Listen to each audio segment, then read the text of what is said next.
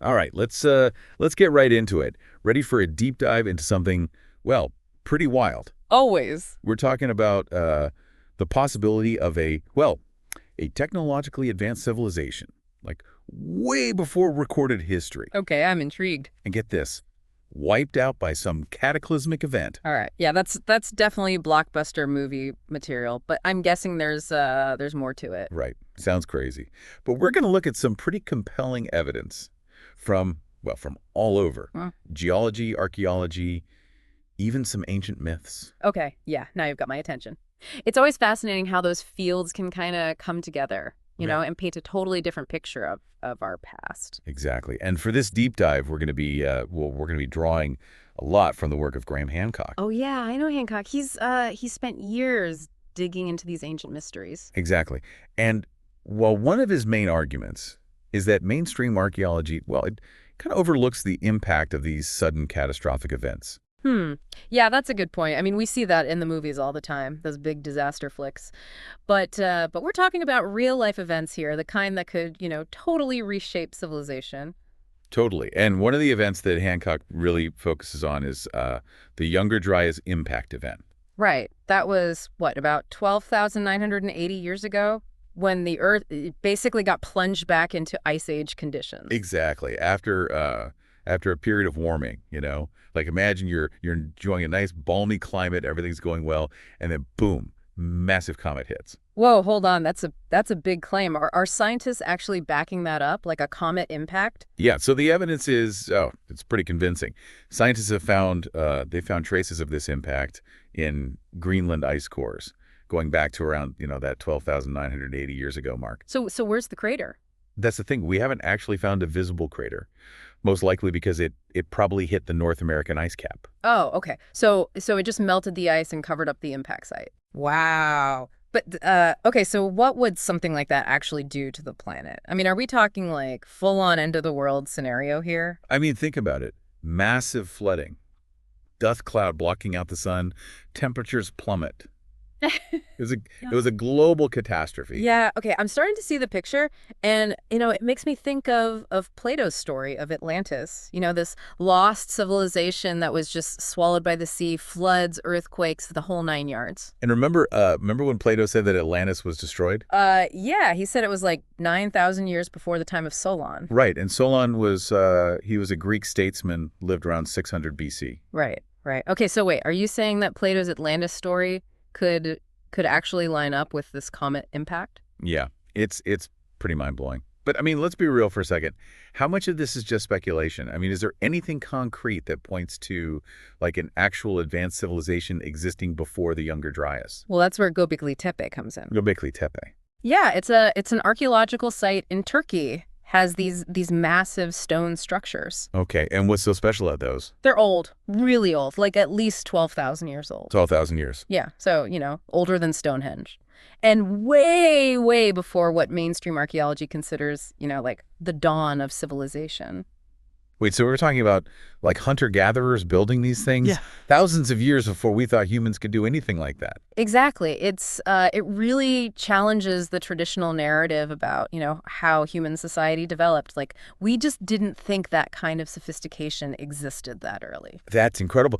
But, I mean, does it really connect to like an Atlantis-level civilization? Well, it gives some weight to the idea that something remarkable was going on before that cataclysmic event. Okay, I've got to admit, I'm getting goosebumps here. A comet impact that could wipe out a civilization.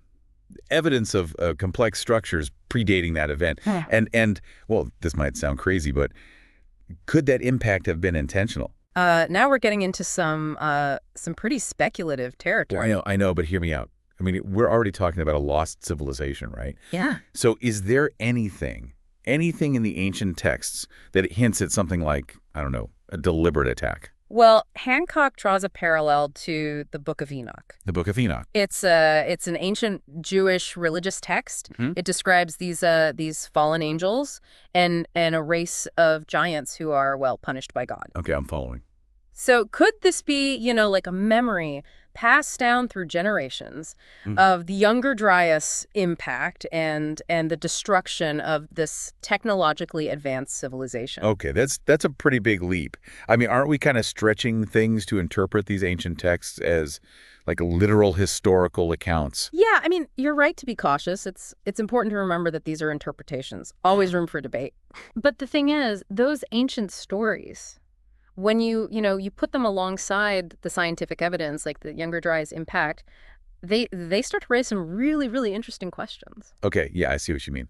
So we're looking at a possible, like a convergence of science and mythology. Exactly. So does that mean that other ancient myths, the ones about floods and global disasters, could those also be holding clues to this forgotten past? That's exactly what Hancock and other researchers are exploring. Like there's this Iranian myth, the story of Yuma.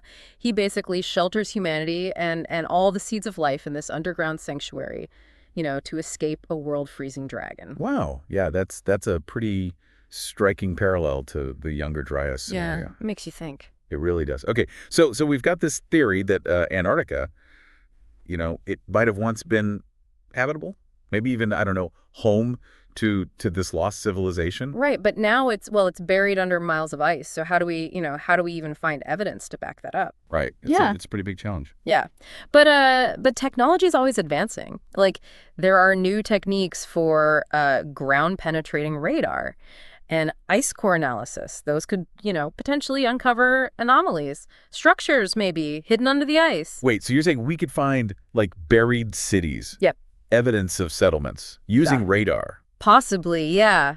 It's not out of the question. That's amazing. Okay, so in that scenario, what would be like the holy grail of findings? Well, imagine unearthing, I don't know, a tool or an inscription, something that clearly shows a level of technology that's, well, beyond anything we think existed back then. Right. It would completely rewrite our understanding of history. Yeah. Remember, we've always assumed that civilization just, magically appeared around 10,000 years ago with agriculture. Yeah, the standard narrative. But what if that was just a restart after this global catastrophe? Yeah. And don't forget about underwater archaeology. I mean, if this civilization was wiped out by, some massive flood, there could be ruins underwater just waiting to be discovered. Wow. So we're talking about potentially finding evidence in Antarctica, under the ocean. And in ancient myths, it's like this giant puzzle with pieces scattered everywhere.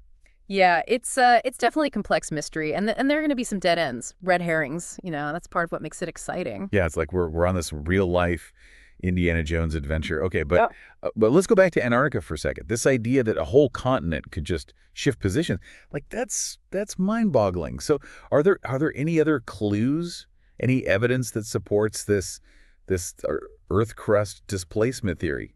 Well, one of the things that really intrigued Hapgood was the Piri-Reis map. The Piri-Reis map. Yeah, it's a Turkish map from the 16th century, and get this, it depicts Antarctica with incredible accuracy. Wait, but Antarctica wasn't officially discovered until centuries later. Right. Exactly. So how is that possible? Were they using some kind of, I don't know, advanced mapping technology that we don't even know about? That's the mystery. Some researchers believe it's based on older source maps, maybe from a time when Antarctica was in a different position, more accessible. So we're talking about like ancient seafarers charting a continent that's now buried under ice. It's a possibility, and it makes you wonder, what other knowledge, what other technologies this lost civilization might have had. Right. Like, were they capable of, I don't know, seafaring and cartography on a level we haven't even imagined? Exactly. It really challenges our assumptions about what our ancestors were capable of. It's incredible. We tend to view history as this linear progression. We're always getting smarter, more advanced. But what if there are these periods of advancement and regression that we're just starting to uncover? That's a really interesting point, and it's what Hancock and other researchers are suggesting, that we need to re-examine our assumptions about the past and be open to the possibility that we're missing huge chunks of human history. Yeah.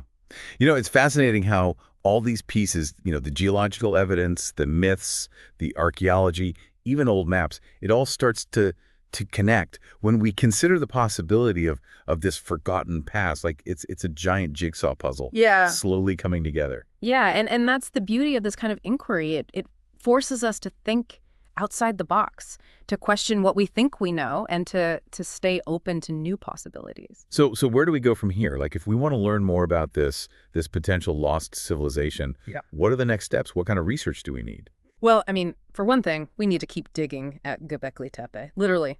Uncovering more of that site could reveal even more about, about the people who built it, and continued advancements in technology are going to be key. New ways to analyze ice cores, to explore underwater sites, that could give us some incredible clues. I'm just imagining, archaeologists in the future using all this cutting-edge technology Yeah. to excavate these submerged ruins off the coast of Antarctica. It's like something out of a sci-fi novel. And who knows, maybe one day those sci-fi scenarios will become reality. Yeah, it's pretty amazing to think about all those potential discoveries, waiting for us on land, under the sea.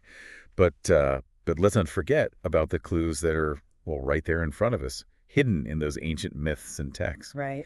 You mentioned the Book of Enoch earlier. Are there any other texts that might shed some light on this lost civilization, or maybe even the event that wiped them out? Well, there are actually quite a few, like flood myths. They're found all over the world. I mean, you've got the biblical story of Noah's Ark and the Epic of Gilgamesh from ancient Mesopotamia. Yeah. Okay. So could these stories be more than just myths? Like, could they be based on a real event? Maybe, I don't know, a distorted memory of the Younger Dryas impact. Yeah, that would mean that this event it had a huge impact on cultures all over the world. Yeah. Like a collective trauma, embedded in our storytelling. Right. But what about that idea of the comet impact being intentional? I mean, I know it's a chilling thought, but is there anything else to support that theory? I mean, it's highly speculative, but some researchers, they point to the fact that a lot of ancient myths, they describe this advanced civilization being destroyed by the gods. Right. So could these gods be, a representation of some more advanced group, maybe from another planet, beings who had the technology to manipulate celestial bodies? Great. Now we're really going down the rabbit hole. Aliens. That's a whole other mystery. Yeah. But even if we set aside the extraterrestrial stuff, the idea of a lost civilization, a civilization with advanced technology, that's fascinating. Absolutely. So what kind of technology might they have had? I mean, we can only speculate. Yeah, I mean, it's hard to say for sure, but some researchers think that they might have had knowledge of, astronomy, mathematics, engineering, stuff that goes beyond what we think was possible back then. Yeah. And there are these hints of ancient energy sources, transportation systems, things that seem, well, way ahead of their time. I mean, imagine if we could rediscover some of those lost technologies. Yeah. What would that mean for our understanding of science, of innovation? Right. It could revolutionize our world. I mean, we might uncover new forms of energy, advanced materials, maybe even medical breakthroughs that could, totally transform human health. Yeah. Longevity. Wow. Yeah, that's pretty amazing to think about. But I guess the big question is, if this civilization really existed, why haven't we found more concrete evidence? Well, you have to remember the Younger Dryas impact, it was devastating. It's possible that a lot of the evidence was just, destroyed or it's still buried under the ice, under the ocean, under layers of sediment. Yeah. And there's also the possibility that we don't even know what to look for. I mean, our current understanding of archaeology, it's based on what we already know, right? So what if this lost civilization, what if they used materials or construction techniques that we haven't even thought of yet? Yeah. It's like trying to find a needle in a haystack. but you don't even know what the needle looks like. Exactly. Okay, so what's the takeaway for our listeners? Should we all, go out and start digging in our backyards looking for evidence of the lost civilization? Well, maybe not literally digging, but I think the most important thing is to stay curious. To question the accepted narratives, to be open to new possibilities. Yeah. This whole deep dive has really challenged my own assumptions about history. And it's definitely left me with this sense of awe and wonder. Yeah. About all the mysteries that are still out there. Right. And who knows what incredible discoveries are still waiting to be made. Exactly. There's still so much we don't know about our planet. About our past. And as we keep exploring, as we uncover new evidence, we might find that history is a lot more complex, a lot more intriguing than we ever imagined. Absolutely. So to our listeners, we leave you with this. Keep an open mind. Do your own research. And don't be afraid to challenge the conventional wisdom. Yeah. The past it's a puzzle waiting to be solved. Mm-hmm. And you might just hold a piece of that puzzle without even realizing it. I like that. Yeah. Everyone has the potential to contribute to this ongoing exploration, and who knows, maybe one day you'll be the one to make that groundbreaking discovery, the one that changes our understanding of history forever. That's a great point. Well, thanks for joining us on this incredible journey, into the mysteries of the past. Until next time, keep exploring.